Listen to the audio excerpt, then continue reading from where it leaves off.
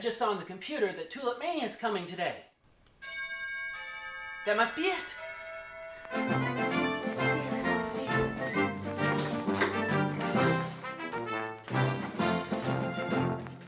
It's an awfully big box, though.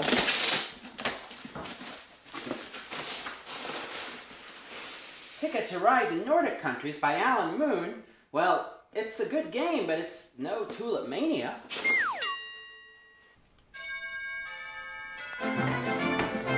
This one's gotta be it. I didn't think they were sending it by post. Ink and Gold by Alan Moon and Bruto Feduti. Well, it's nice to see this remake, but it's no Tulipmania. Might as well get back to my game.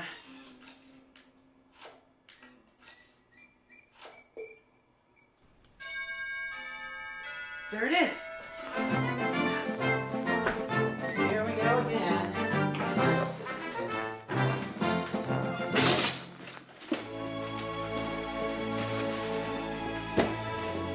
It's it! It's my game, Tulipmania. There's my name on the Alan Moon.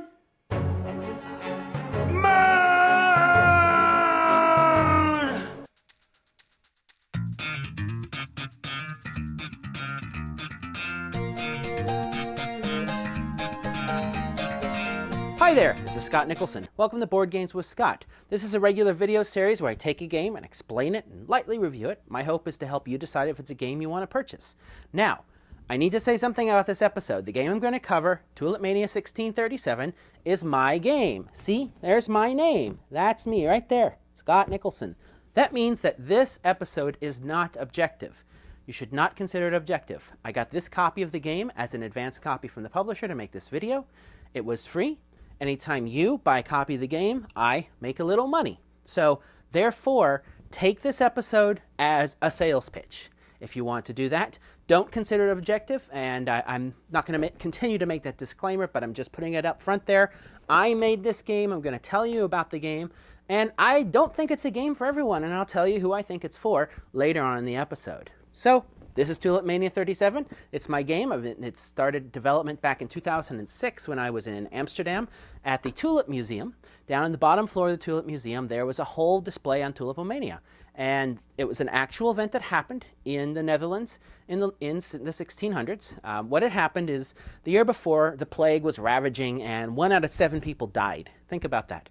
And people were willing to throw their money in to opportunities. And so the prices of tulip bulbs began to go up, and people saw this as an opportunity to make a lot of money. And if they lost money, well, a lot of the people they knew were dying around them, and they were probably going to die anyway, so they figured, what the heck, let's get involved.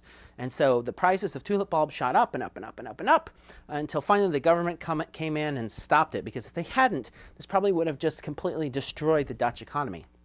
So it's a historical game. I did research about why this happened, and how these sort of bubble markets happen, and I put that into the game.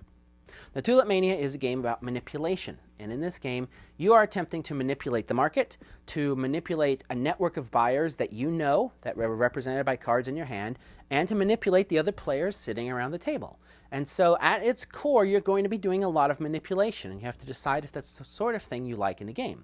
You are not ethical buyers and sellers in this game. No, you are representing people who are known as smart money. These are the people who tend to survive this type of boom-bust cycle. These are the people who have folks they're controlling, and they survive by manipulating what other people do, and that's what you're going to be doing in this game. The end goal when you've played it is to then recognize when this is happening, so you can avoid getting involved in someone else's scheme. When they're just out there, they're the smart money, they're going to survive, and they're going to survive on the back of you. And you can think about in recent situations how we've heard about individuals who are the smart money, who are manipulating a lot of other people in order to get themselves wealthy. So, that's what Tulipmania is about. Charming, isn't it? With Tulipmania, you get a board, you get some cards, and you get, oh, tulip peoples. You get little wooden tulips. Isn't this cute? Now, this is something actually I did have a hand in making, because when I submitted it to them, I found in a local hobby shop some little wooden tulips that I painted up. One of my playtesters recommended that I look for that, and I painted those up and I submitted it with those. And obviously they liked the idea, and so they hunted down a source for wooden tulip bulbs and used those. Of course, they also look like little Pac-Man monsters. You know, I don't know which one is Clyde. But anyway, these are not tasty like they look, so don't eat them. Unless, you know, you like tulips, then you go ahead. You'll have to buy another copy then. So eat lots. Anyway. So what you get in the game is you get a rule book in English and in German. You get one board. Now in the game you also get cards. The cards are printed in both English and German. One note I will make about the cards. The cards are on fairly thin cardstock. And this can be a problem with the game because you're going to hold a set of 5 cards throughout the game and play them. And over time, these cards can start to get marked, and that can be a problem. So my suggestion to you is to go out and buy some card sleeves. Now these are card sleeves for the Yu-Gi-Oh game. So it's the Yu-Gi-Oh size card sleeves. They work just fine. You can get them at a game shop or a comic book shop. And so I would suggest sleeving your cards before you play the game to prevent them becoming marked as you play it again and again and again, which I'm sure you will. Now the game comes with money. It's paper money, but it's pretty good paper money, actually. It says Tulipmania 1637 right there on the bill. But you may find the values don't match up with a poker chip set. If you've bought a poker chip set with values, it probably has 1, 5, 25, 100, and 500. That's the typical set. So here's what I do, is I use the 25 for 25 and the 100 for 100, 500 for 500. I then use the 1s as 1,000, and I use the 5 as 5,000. And I find this works very well for using a standard pre-printed set of poker chips for money. The other thing you can do is if you just have colored chips, put out one bill of each type, put the chips on top, and that way people can refer to what each chip means when you're playing the game. Or just use the paper. So that's what you get with the game. Why don't we go into the flow of play? Tulipmania is a stock market game, and you're going to be buying and selling tulip bulbs. And so all of the bulbs are going to start down here at 50. And as the game goes on, they're going to go up and up in value. And they'll hit the top here, at which point the market will fall out and they'll come crashing down. Now this board represents a two-dimensional stock market. It's got a normal path, 25, 50, 7500, 125, etc., for normal buying of tulip bulbs. But then there's also a speculation path which goes straight up, where the values shoot up. And you'll have the ability in the game to speculate on tulips, which is going to send the value skyrocketing. But you can't do that too often because it's very expensive to do so. And so in the game, you're going to be buying bulbs and selling bulbs. Now, who will you sell bulbs to? Well, there's 3 options. 1, you can sell them to other players and get their money.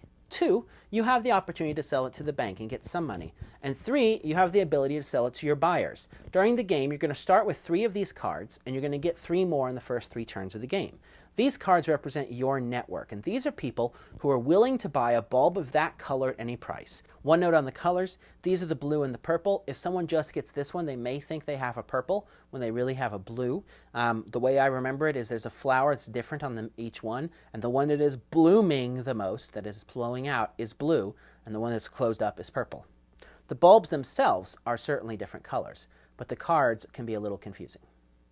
So these are valuable cards, and you don't want to squander them away. You want to save them until the right opportunity and then play them, and you'll cash in and make a lot of money off of these cards. If you throw them away too early, you're going to lose opportunities. However, these buyers can get skittish, and when the markets start to crash, you may end up having to discard some of them, so you have to be careful about that. When you play the game, you're going to use buyers and tulip bulbs of the number of colors equal to the number of players in the game. To start the game, you give each player 700 florins. You give them 1 tulip bulb of each color in play, 3 randomly selected buyer cards, and 5 action cards. Everyone gets the same 5 action cards, but these will be different for each player. You determine a start player, give them the current player card, and then the person to the right of the start player gets this priority action card. During the game, what will happen is the tulip bulbs will all work their way up. This represents a stock market, and the stock market goes in 2 directions. It goes up normally this way, following the green arrows, and when it hits the edge of the board, it wraps around. It can also go up this way, following the brown arrows. When the tulips crash, they're going to come crashing down on the pink arrows. So it's a 2-dimensional stock market board. What's going to happen during the game is all of the values are going to start at 50, and they're going to work their way up throughout the game. They'll work their way up normally through purchases, or sometimes shoot up through speculations. They'll work their way up to the top. Once they hit the top row, then the market crashes for that bulb. The bulb pops. There's a pop of the bubble. It crashes, and it's going to pay off stopping in each level on its way down, paying everyone who has bulbs of that color. When you're down to just a single color bulb in the game, that color crashes from where it is and the game is over. So the whole game takes about half an hour to play. The general process is on your turn, you're going to sell bulbs to the other players. That's how you're going to make money. Then on the other player's turn, you're going to buy bulbs. That's how you're going to increase your inventory, but you're also going to be increasing the value of the bulb so that when it's your turn to sell again, you can sell and make more money. And so you're going to be churning this back and forth, attempting to do it more effectively than other players. The current player card lists the 4 stages that you take when it's your turn. The first thing you're going to do is sell a tulip. That takes up most of your turn, and so I'll talk about it first. So when it's your turn, first thing you'll do is sell one of your tulip bulbs. So you'll take your tulip bulb, place it in the hand on the current player card. That indicates you're going to be selling a tulip bulb of that color. Now the other players have a few choices. They can pass if they don't want any part of it. They can offer to purchase it at the current value, or they can offer to speculate on the bulb, paying more and the value shoots up. The reason why this happens is because we are known in this world as being the smart money. We have people that listen to what we say. So if we are buying and speculating tulips, the market will go up because everyone is paying attention to what we're doing. So we are the manipulators in this game. We're directly manipulating this market. So what will happen is the current player will put a bulb up for sale. And so in this case, they've put up the purple bulb. The purple's currently sitting at 75. Now, each player at the same time will choose one of their 5 action cards and put it face down in front of them. Once everyone's picked their action card and locked it in, they'll flip them over and you'll see what happens. Now, there's 5 different action cards. The first possibility is pass. Pass means you don't want to do anything. You're not going to be involved. The second thing you do is purchase. Purchase means that you're willing to pay the amount that it's worth. So in this case, you'd be willing to pay 75 to that player to buy the bulb. You would get the bulb and you'd pay the player 75. Whenever a bulb is purchased, it goes up on the green line 1 level. If it does that at the edge of the board, it's going to wrap around to the other side of the board and continue. The next choice is speculate. Speculate means I'm going to publicly buy the bulb for a lot more than it's actually worth. So in this case, I'm willing to buy that bulb for 225. Now news of that gets around and the value shoots up to 375. So speculate is a way of moving the value up the chart very quickly, but it's expensive to do so. Now let's say you want to have some movement happen on the chart, but you don't have enough money. You have 2 other options. You have purchase by proxy. Purchase by proxy shows one of the buyers on it. So it's the same buyer that's on the buyer card. In order to play this, you have to discard 1 buyer card of the color of bulb that you're interested in. And so if you do this, you play the card, you discard 1 buyer card, then the bank will buy the bulb at the current price from the current player, and the price will go up a little bit. This is best done when you are the next to play and you want to keep the value of it going up. You don't get anything out of it other than keeping the value going up. So it's useful when you're next. Your final choice is to speculate by proxy. Speculate by proxy means you're going to discard 2 buyers of the appropriate color. And then what will happen is that the bank will speculate on it. This is best done when you're nearing the top and you want to get one of these bulbs to pop. And so you may not have the 3,500 to speculate. But if you do speculate by proxy, you discard 2 buyers, then the bank will give the current player 3,500 and the value goes up to 5,000. It may happen that everyone plays pass because no one can afford the bulb or wants to buy it. So the current player now has some choices. First, the current player can just pass and sell it to the bank for this price below the current box. In this case, it'd be 1,000, and then the value plummets to 375. That's best done when you don't care about the color anymore. The current player may choose to play one of their buyer cards, and this represents a purchase by proxy, in which case the bank will pay the player the current value, $12.50. The value will go up to here, and the player will discard that buyer card. The player may also choose to play 2 buyer cards of the color, representing a speculate by proxy. The bank then pays the player, in this case it'd be 3,500, and the value goes up to here, and then the color will pop when it hits that top row. That's the most likely case for speculating by proxy. When everyone else passes, you play 2 cards to get a nice payout and then pop the color. So, after the player puts their bulb up, each player plays a card, and then you flip them all up and you see who gets to act. Now, the way you decide who gets to act is you look at the numbers on the cards. Pass has no number, meaning if you play pass, you're not going to act at all. Purchase has a 2. Speculate has a very light 4, but it is there. And so whoever plays the higher number gets to act. In this case, whoever played speculate, they would get to act and they would get to speculate. The player who played purchase would not do anything. If multiple people play the same card, then you have to break that tie, and that's what the priority action card does. If you have the priority action card, that means you're going to break ties. If you're not involved, if you didn't play one of the tied cards, then you go around to the right and find the first person that was involved and they win the tie. If the person holding this card gets to act, they then pass that card to the player on the right.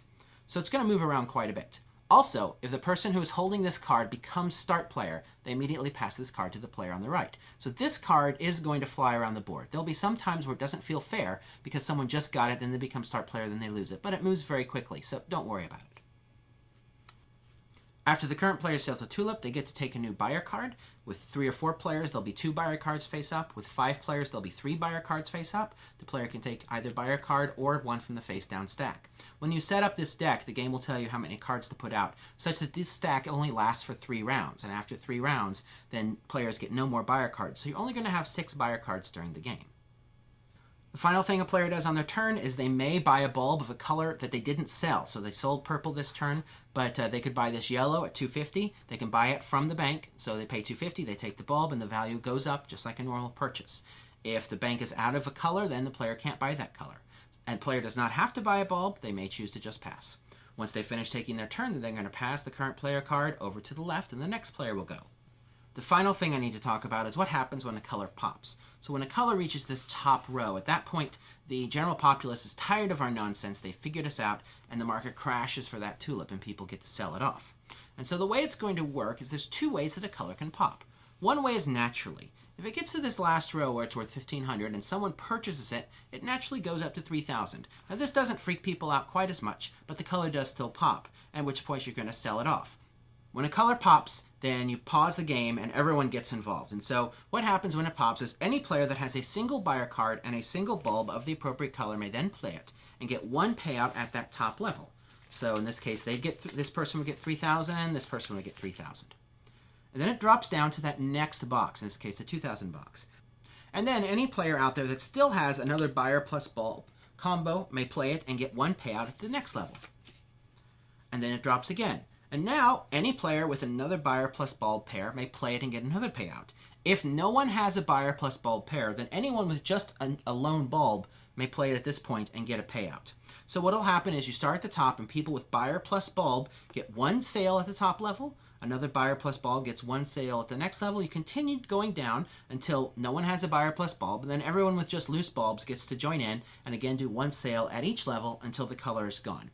It goes all the way down, and then that color is out of the game. People have some more money to keep the game going, but that color is done. There's another way the bulbs can reach the top, and that's through speculation. That's through a big jump up 1 level. Now, if the bulb speculates, then what happens is the buyer cards, well, they're smart. They figure out, hey, there's a game going on. We're tired of this. And every player, except for the one who caused the speculation, has to discard one of their buyer cards, thus saying many bad words, because those represent big sales. The player who caused this to happen, either by speculating or speculating by proxy, does not have to discard any buyer cards, but everyone else does, and then you sell off as normal. Anyone with a buyer plus bulb card pair plays it, gets the highest one, and etc. on down until that color is out. You continue doing this until all of the colors have popped, except for 1. As soon as that happens, you then pop the last color right from where it is. No one has to discard any cards, but you have a sell-off of that last color, and then that ends the game, and you total up your money, and you see who won. So, that's Tulipmania. So what do I think about the game? Well, I still enjoy playing it, and I enjoy playing it because I enjoy that manipulation. I enjoy the situation where we all come, you've got a lot of open information, you can see a lot of what's going on, but not quite everything, and it's really not about what's happening on the board, but what's happening in the players around you. It's kind of like poker in that respect, in that poker is not so much about the cards you get, it's about what you can make the other people sitting around the table do, and that's what this game is doing. So while this is a short game, it is not a light game. You can play along in the game, just taking actions and things like that, but and not really get into the game.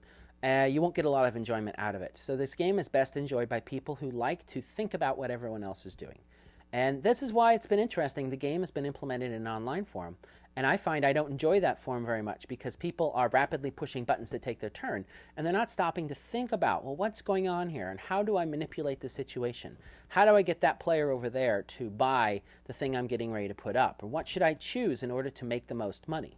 So this is a game about planning, about manipulation, about plotting. You've got to like those elements to want to like this game. As I play tested this game with people, I found that the people that didn't like it were those that didn't like subtle games. There's a lot of subtlety that goes on in this game. It rewards you being very subtle in your manipulations, such that You can get to the end of the game and you can look and say, I don't know why I lost, and it really was another player that manipulated you into that situation. So I created a free variant for the game. Now this variant is available over at BoardGameGeek.com in the Tulipmania entry. If you go down to the files area, you'll see it. It's called Flaming Tulips. And the idea is that it gives everyone the ability to directly manipulate the game. So let me talk about the 4 powers that you get with Flaming Tulips. Think again, forces the player who's just put up a bulb to change that bulb color to something else. 5-finger discount, it allows you to get a second bulb of the same color when you buy a bulb. Trust me on this, when you do the speculate by proxy, where you get to play a second buyer, that second buyer can be one of a different color. And I know somebody, take the priority deal card immediately. The way these work is if one player plays a card during someone's turn, no one else can play that same card. So if I play I know somebody, I get priority deal, no one else can play I know somebody.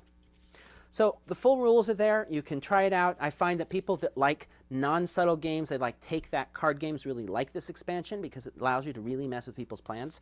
I don't like it because I like to plan and I like the subtle manipulation in the game, and these things just ruin it all. So anyway, that's something to try out.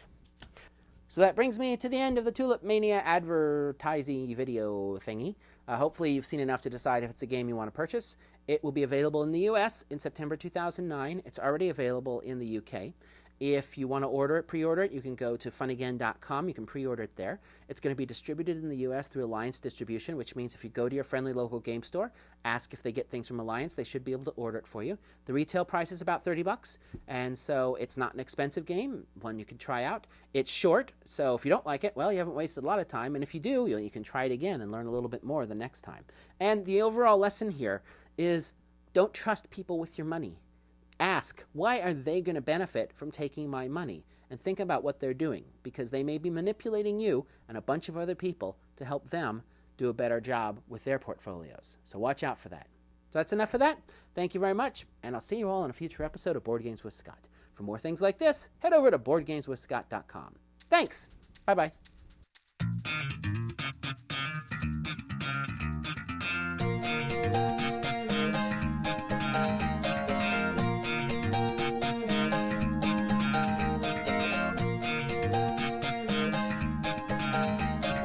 Oh, Tulipmania!